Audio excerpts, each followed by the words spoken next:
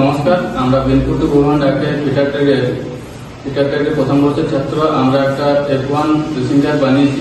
কাজটার উদ্দেশ্য হচ্ছে অন্যান্য গাড়ি থেকে এর সর্বোচ্চ গতিশীল অনেকটাই, এর মার্কেটের ভ্যালু অনেকে সর্বোচ্চ উপরে আছে। আর স্যার এই সাধারণ গাড়ি থেকে এর যে পার্টস বা ইঞ্জিন সে অনেকটা উপরে লেভেলে আছে। এর পার্টস নিয়ে সাধারণ গাড়িতে ট্রান্সফার করা হয় স্যার। এভাবে ওই জন্য আমরা ওই উদ্দেশ্য নিয়ে আমরা F1 রেসিং কারকে বানিয়েছি।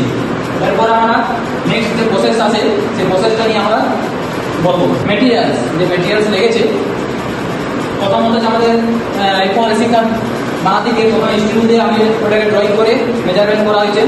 নেক্সট বানানো হয়েছে কাটিং করার জন্য আমরা হ্যাকসপ নিয়েছি। নেক্সট নেওয়া হয়েছে যে মেটালটা মেটালটাকে ধরে রাখার জন্য আমরা বেঞ্চ সাইজ ব্যবহার করেছি। নেক্সট ব্যবহার করেছি আমরা হ্যান্ড কাটার, যে আমাদের যে মেটালটা ছিল একটু সাইজে বড় ছিল মেটালটা, সেটা কাটার জন্য আমরা হ্যান্ড কাটার দিয়ে ব্যবহার করেছি।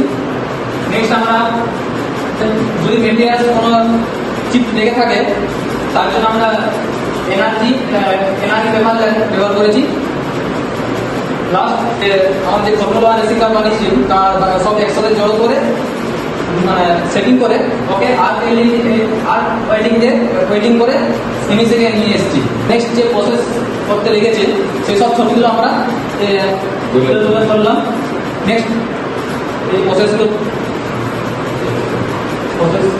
Next process colouring process,